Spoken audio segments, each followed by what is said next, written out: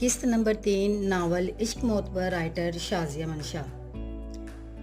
उसके कमरे में और भी बहुत से खूबसूरत डेकोरेशन पीस पड़े थे, वो भी तमाम काले रंग के थे।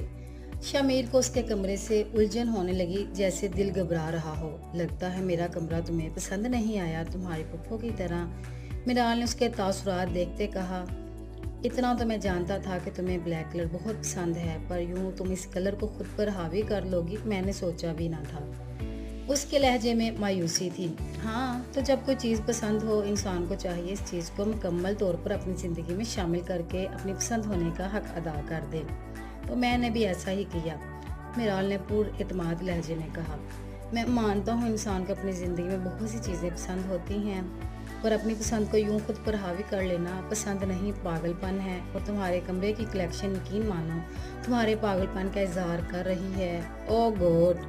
परेशानी के आलम में वो सर पकड़ कर बैठ गया। कोई और लाइट रंग होता तो शायद तुम्हारी कलेक्शन की कुछ समझ आ जाती, मगर अब तो उफ। क्या मतलब तुम्हारा? इंसान को कोई चीज़ पसंद हो तो पहले उसे ये सोचना चाहिए कि दूसरे लोग उसकी पसंद के बारे में क्या राय रखेंगे। अगर दूसरे लोगों को वो चीज़ पसंद है तो फिर उस चीज़ को अपनी पसंद बनाना चाहिए, वरना अपनी पसंद बदल लेनी चाहिए। यही कहना चाह रहे हो? मिराल ने खफगी से पूछा। शमीर, इससे सर खपाई करने का कोई फायदा नहीं। मैं कई बार ये कर चुकी हूँ।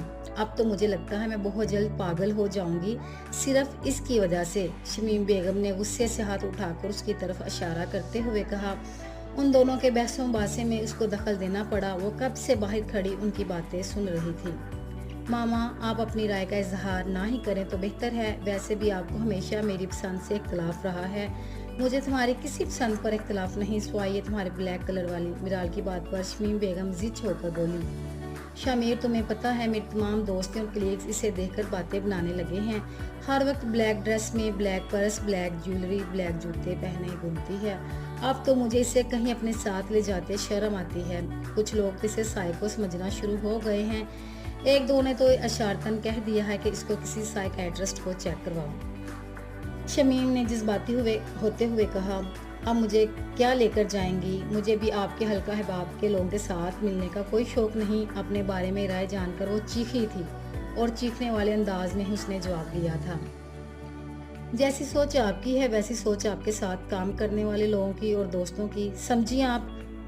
शामिर को ऐसे लगा जैसे दो शेरनियां आपस में टकरा रही हैं। कोई भी हार मानने को तैयार नहीं। वो जानता था कि पुप्पो और मिराल की आपस में बहुत कम बनती है, कभी किसी एक राय पर दोनों मुत्फिक नहीं होती। अब उसे ही मामला सुलझाना था। मिराल को इस वक्त छेड़ना उसने मुनासिब ना समझा। फौरन पुप्पो की तरफ बढ़ा, उन्हें पकड़ा और सोफे पर बिठा दिया। प्लीज पुप्पो जान, गुस्सा जाने दे। मेरी गलती है, मुझे उसे इस वक्त समझाना नहीं चाहिए था। ठीक है, इसको ब्लैक कलर पसंद है तो कोई बात नहीं, सबकी अपनी अपनी चॉइस होती है। शमीर, तुम नहीं जानते, ये सब जानबूझकर करती है और ये जानती है कि मुझे इस ब्लैक कलर से कितनी उलझन महसूस होती है। मुझे जिद करने के लिए ऐसा करती है। अपनी तरफ से कोई खुशी और सुकून ये मुझे देना ही नहीं चाहती। मेरे ख्याल में ये तो मुझे माँ ही नहीं समझती। शमीम बेगम दुख भरी कैफियत में बोलने लगी। बस आपके मेरे बारे में यही ख्यालात मुझे आपके करीब नहीं होने देते। उसने गुस्से से माँ की तरफ इशारा करते हुए कहा, खुदारा मुझे मेरी पसंद की चीज़ों के साथ ज़िंदगी गुजारने दें। जिस तरह आपका ब्लैक कलर से नफरत करने और उलझन महसूस करने में इख्तियार नहीं, वैसे ही मेरा भी इस कलर को पसंद करने और अपनाने में इख्तियार नहीं। आपको इस रंग से नफरत और मुझे इस रंग से इश्क है। बस तुम्हारी इन्हीं बातों से मुझे अब डर लगने लगा।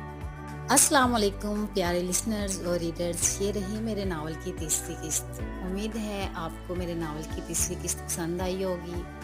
कमेंट सेक्शन में अपनी राय से ज़रूर आगाह कीजिएगा। नई किस्त नए अल्फाज के साथ इंशाल्लाह जल्द मिलेंगे। अल्लाह हाफिज़।